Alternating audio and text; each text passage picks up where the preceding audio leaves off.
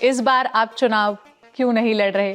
Party ने ticket नहीं दिया या आपकी ही इच्छा नहीं थी? मैं कोई लाग लपेट नहीं करूंगी, सीधा सीधा सवाल करती हूँ। हमने आपके क्षेत्र के लोगों से बात की तो उन्होंने भी यही कहा कि हमें दुख बस इस बात का है, आप क्षेत्र में जाते रहे, काम करते रहे, तो उन्हें उम्मीद थी कि इस बार आप चुनाव जरूर लड़ेंगे। हो सकता है कि ये आखिरी चुनाव होता, लेकिन इस बार तो लड़ेंगे।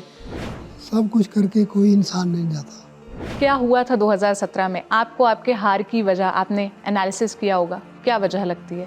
अनुराग ठाकुर आपके बेटे हैं, आपने उनको, जब आपने अपनी सीट छोड़ी लोकसभा की, तो आपने उनका नाम दिया। तो कांग्रेस जो आप पर परिवारवाद का आरोप लगाती है, कांग्रेस पर जब आरोप लगता है तो स्वाभाविक है वो भी बेचारे अपने पक्ष, अपने डिफेंस में कुछ न कुछ बोले।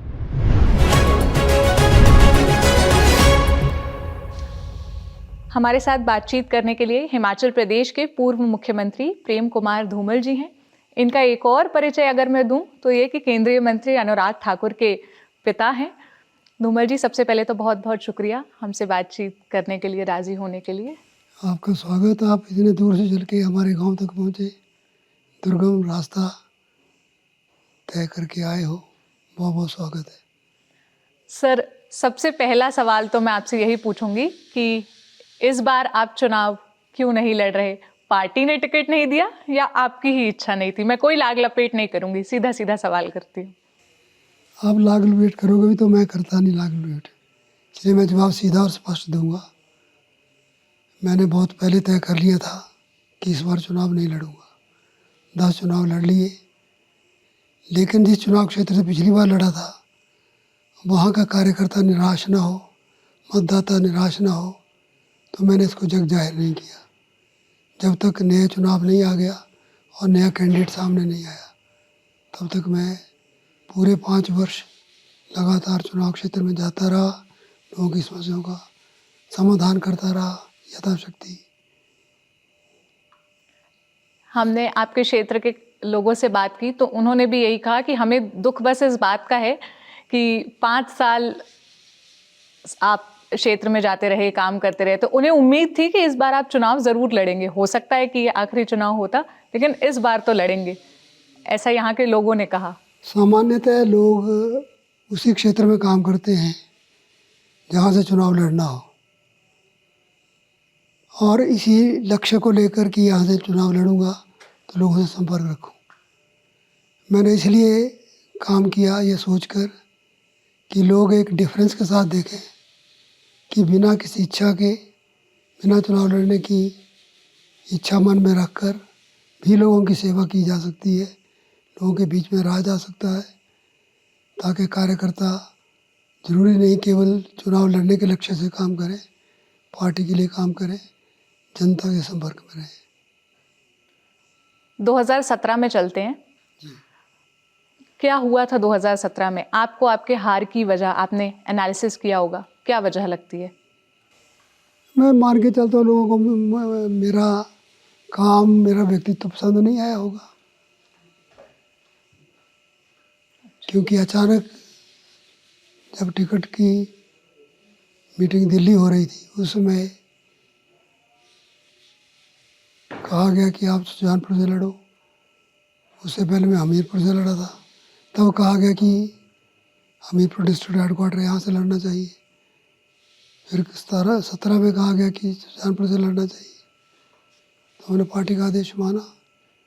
क्योंकि आज तक मैंने 1984 से लेके 10 चुनाव लड़े और कभी टिकट के लिए अप्लाई नहीं किया। कभी चुनाव क्षेत्र जहाँ पार्टी ने लोकसभा कहा तो लोकसभा लड़ा, विधानसभा कहा तो विधानसभा लड़ा, पार्टी ने बमसन कहा तो बमसन से लड़ा, पार्टी ने हमीरपुर से कहा तो हमीरपुर से लड़ा, सुजानपुर से कहा तो सुजानपुर से लड़ा। जो पार्टी ने कहा आपने वही किया। तो जब आप चुनाव हार गए उसके बाद भी आपके पार्टी के ही कई लोग अपनी सीट छोड़ने तैयार थे, कह रहे थे कि हम चाहते हैं कि आप ही मुख्यमंत्री बने। फिर अचानक से आपका नाम कैसे पीछे हट गया कि आप? किसको बनाना है किसको नहीं बनाना है हाईकमांड तय करता है। मैं धन्यवादी हूँ उन साथियों का, एक नहीं अनेकों ने कहा कि हम त्याग पत्र दे रहे हैं, तो चुनने के तुरंत बाद उन्होंने काम छोड़ रहे हैं, आप यहाँ से लड़िए। लेकिन हाईकमांड का अपना निर्णय था, तो सबको स्वीकार था, मुझे स्वीकार था। अच्छा, अब 2017 से और पीछे चलती हूँ 1998 में। जो हिमाचल प्रदेश की राजनीति को समझते हैं वो कहते हैं कि 1998 का चुनाव सबसे दिलचस्प चुनाव था।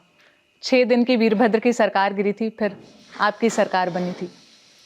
उससे जुड़े अगर आप कोई किस्से बताएं, क्योंकि वहीं से ही आपकी और नरेंद्र मोदी की दोस्ती के भी किस्से बहुत चलते हैं, खूब सारी कहानियां चलती हैं। नरेंद्र मोदी जी 1994 से लेकर 2001 तक हिमाचल प्रदेश के प्रभारी रहे, और इस सारे पीरियड के दौरान या तो मैं प्रदेश अध्यक्ष था या मुख्यमंत्री था, तो उनका सहयोग, मार्गदर्शन, साथ हमेशा मिला ही। जहाँ तक बात है 1998 के चुनाव की, मुझे लोकसभा का टिकट मिल चुका था। मैं चुनाव क्षेत्र में प्रचार में था, तभी संदेश आया कि दिल्ली आना है। मैं दिल्ली गया।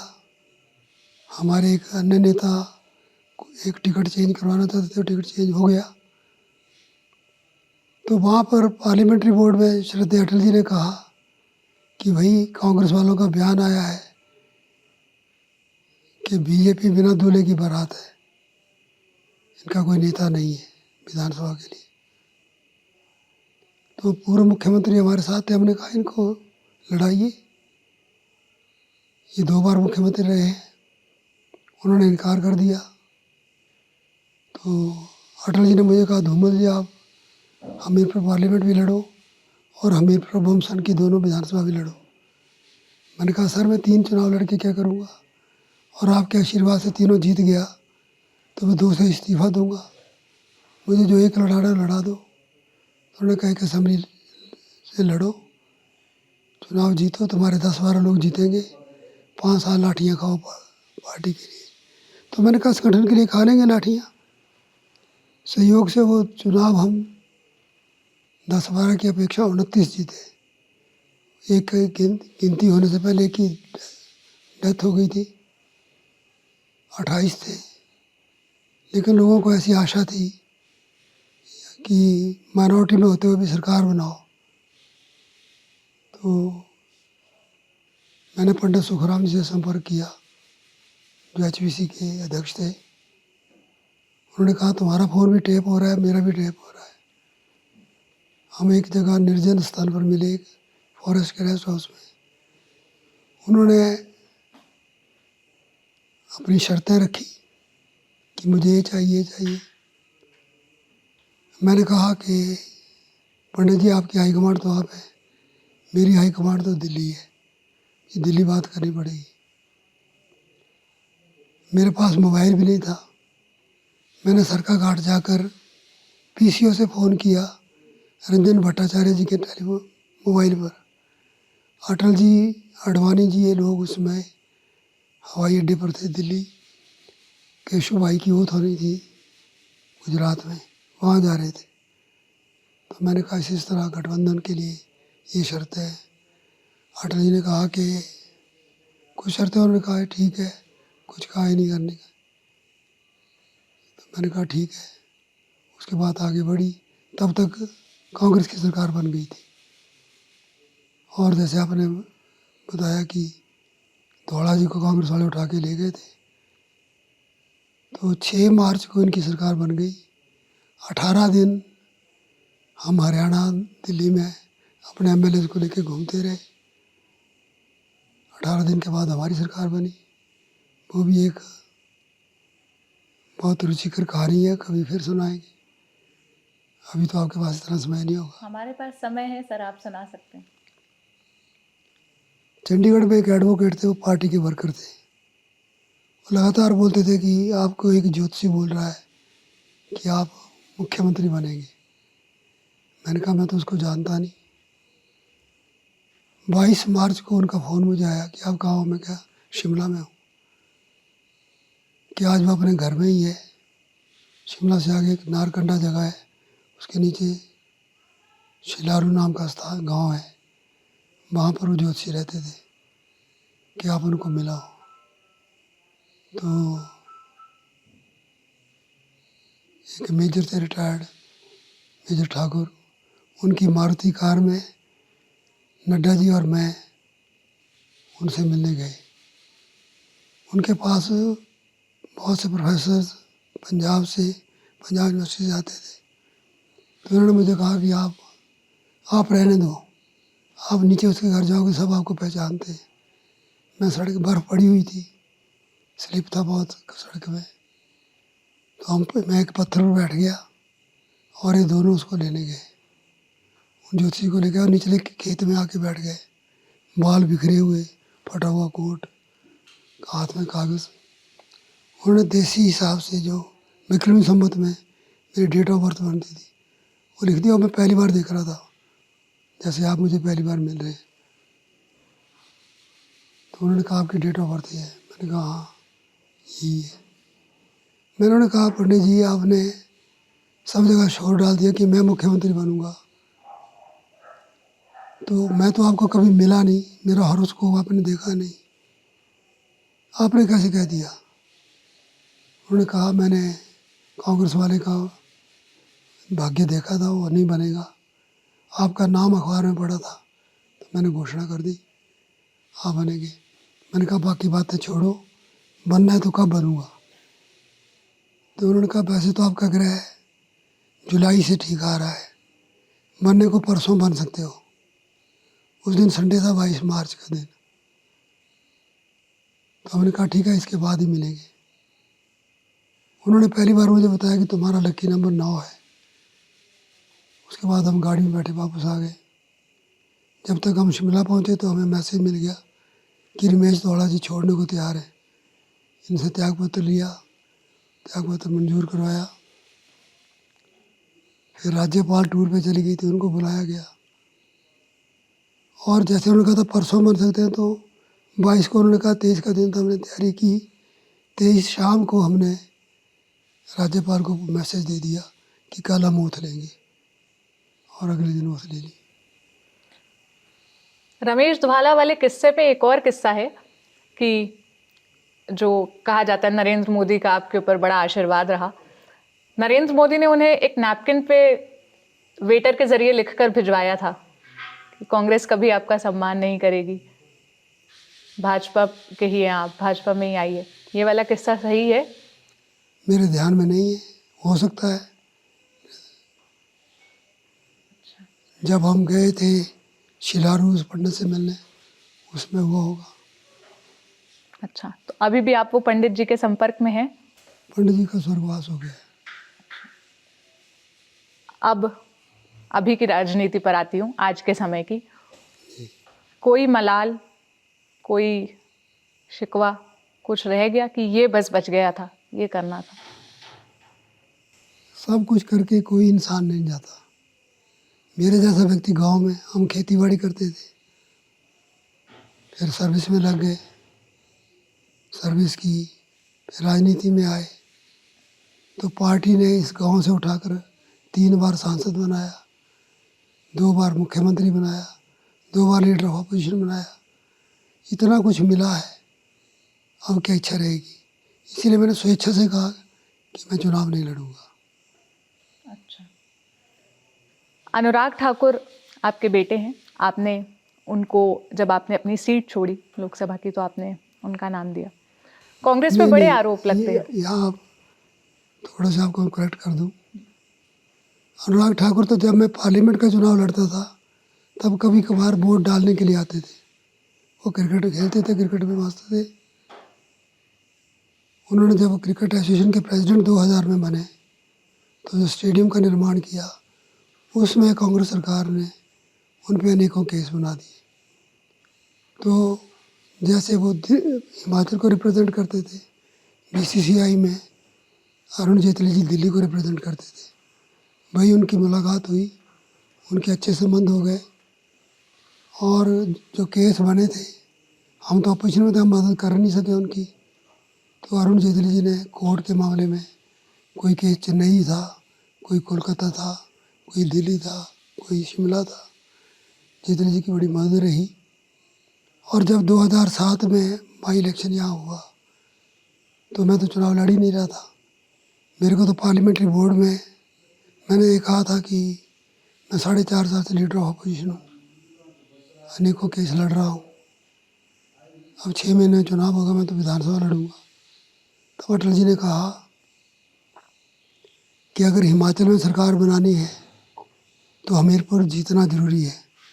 हमीरपुर जीतना है तो धूमल जी आपका लड़ना ज़रूरी है। आप चुनाव लड़ो, चुनाव जीतो और सरकार भी बनाओ। सुषमा जी ने कहा कि if this is the package we have no objection. तो तब मुझे चुनाव लड़ना पड़ा। जून में मैं जीता और अक्टूबर में विधानसभा के चुनाव अनाउंस हो गए। तो फिर विधानसभा लड़ा। तो मैंने जनवरी में इस्तीफ़ा दे दिया 2008 में लोकसभा से। मैं मुख्यमंत्री हो गया था। जब बाई इलेक्शन आया दूसरी बार, तब मुझे राजनाथ जी राष्ट्रीय अध्यक्ष से इनका फ़ोन आया कि भाई साहब आप कहाँ हैं। मैंने कहा मैं शिमला हूँ, कि कल इलेक्शन कमेटी की मीटिंग है पर आपने नहीं आना है। मैंने कहा इलेक्शन कमेटी की मीटिंग में तो मुख्यमंत्री होता है। उन्होंने कहा नहीं, आपकी ज़रूरत नहीं है, हम खुद फैसला करेंगे। और शाम को अगले दिन खबर आई कि अनुराग को टिकट मिल गया। ये अरुण जेटली ने आर्गूमेंट दिया था कि मैं तो पिछला बाई इलेक्शन भी अनुराग को लड़ाना चाहता था। तो हाईकमांड ने उनको पॉलिटिक्स में लाए, या वीरभद्र जी और उस कांग्रेस सरकार जिन्होंने केस बनाए, जिनको फाइट करते हुए अनुराग का एक इमेज फाइटिंग यंग मैन का बना, एक फाइटर का। इस कारण से पार्टी ने सपोर्ट किया। मैंने कभी नहीं कहा कि इनको टिकट दो। तो कांग्रेस जो आप पर परिवारवाद का आरोप लगाती है, कांग्रेस पर जब आरोप लगता है तो स्वाभाविक है, वो भी बेचारे अपने पक्ष में, अपने डिफेंस में कुछ ना कुछ बोलेगी। मैं बुरा नहीं मानता, परिवार तो हमारा है। पर अगर अनुराग आपको लगता हो कि अनुराग केवल इस करके सांसद है या मंत्री है कि मेरा बेटा है, तो बताइए, जस्टिफाई कर रहे हैं अपनी योग्यता से कि नहीं। सर ये तो जनता बताएगी। मैं तो जनता 4 बार बता चुकी है। जी, अब अभी के मुद्दों पर आती हूँ। इस चुनाव में जितना हम घूमे, जितना हमने लोगों से बात की, ओपीएस एक बड़ा मुद्दा है, ओल्ड पेंशन स्कीम। भाजपा इस पर बिल्कुल चुप्पी साधी हुई है। आपको लगता है भाजपा ये चुप्पी नहीं साधी हुई है। जिन्होंने चुप्पी साधी हुई है वो गलत है, वो भाजपा का ठीक पक्ष नहीं रख रहे। ओपीएस को ख़त्म करने वाली पार्टी ही कांग्रेस पार्टी है। 2003 मार्च तक मैं मुख्यमंत्री था, हमने एनपीएस को लागू नहीं होने दिया। 2003 में हिमाचल में और 2004 में केंद्र में कांग्रेस सत्ता में आई। मनमोहन सिंह जी प्रधानमंत्री बने, यहाँ वीरभद्र सिंह जी मुख्यमंत्री थे। इन्होंने ही एग्रीमेंट साइन किया और यहाँ पे ओपीएस ख़त्म हुआ, एनपीएस लागू हुआ। तो इसके लिए इसका पूरा दायित्व कांग्रेस पार्टी का है। अच्छा, तो आखिरी सवाल करती हूँ, जो जनता के सवाल हैं। कुछ आप ही के ही जो समर्थक हैं भाजपा के, वो ही कहते हैं कि 2017 में हमें उम्मीद थी कि मुख्यमंत्री जगत प्रकाश नड्डा बनेंगे जब धूमल जी हार गए।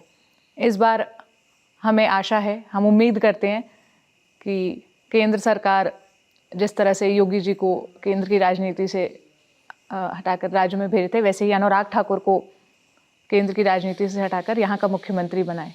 ऐसी लोगों की इच्छाओं पर आप क्या कहेंगे?